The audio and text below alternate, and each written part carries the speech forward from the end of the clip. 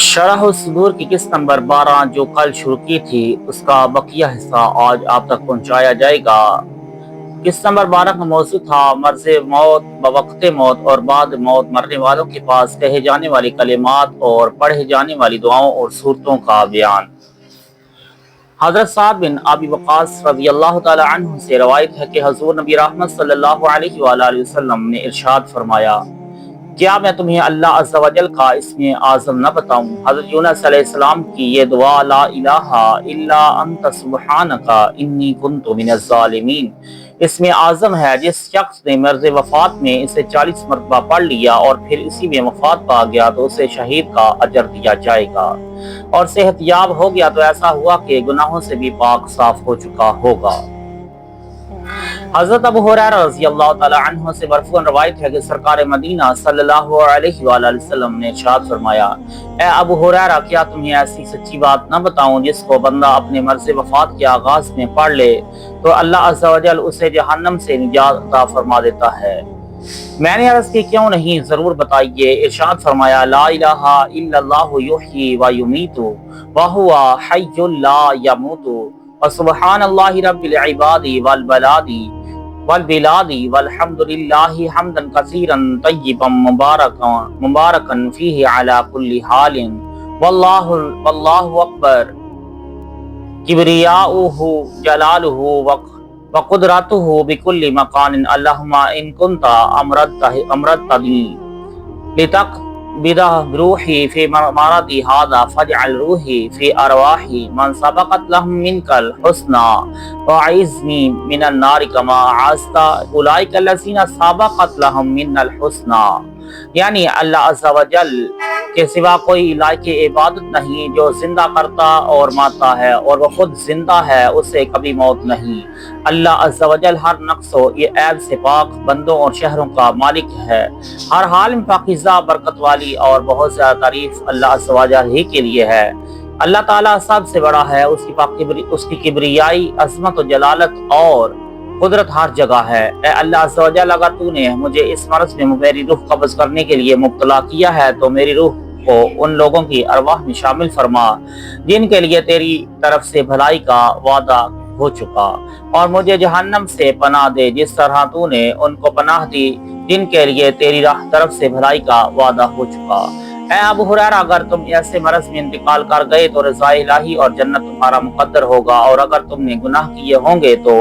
اللہ عز و جل تمہیں معاف فرما دے گا۔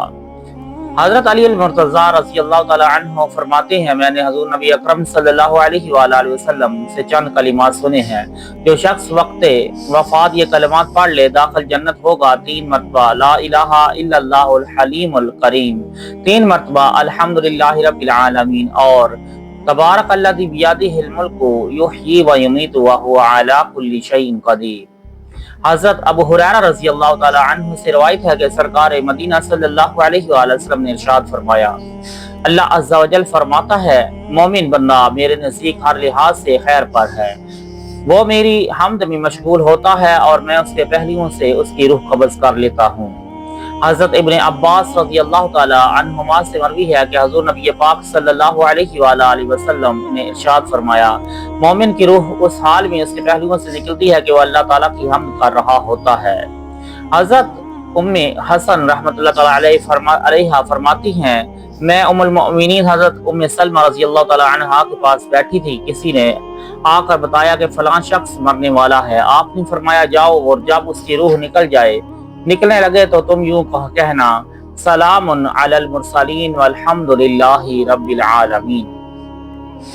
حضرت ابو بکر رضی اللہ تعالی عنہ فرماتے ہیں، حضرت ابو سلمہ رضی اللہ تعالی عنہ کے وقت وفات حضور نبی کریم رؤوف الرحیم صلی اللہ علیہ وآلہ وسلم ان کے پاس تشریف لائے۔ روح قبض ہونے کے بعد ان کی آنکھیں کھلی رہ گئیں تو آپ نے اپنا ہاتھ مبارک بڑھا کر انہیں بند کر دیا۔ تمام گھر والے رونے لگے۔ آپ صلی اللہ علیہ وآلہ وسلم نے انہیں تسلی دیتے ہوئے ارشاد فرمایا، جب روح نکلتی ہے تو نظر اس کا پیچھا کرتی ہے اور ملائکہ موجود ہوتے ہیں، اہل خانہ جو بھی کہیں ملائکہ اس پر آمین کہتے ہیں۔ پھر بارگاہ الہی میں عرض کی، اے اللہ عز و جل، ابو سلمہ کا درجہ بلند فرما کر اسے ہدایت یافتہ لوگوں میں پہنچا دے، اور ان باقی رہنے والوں میں اس کا صحیح جانشین مقرر فرما، اور اسے اور ہمیں قیامت میں بخش دے۔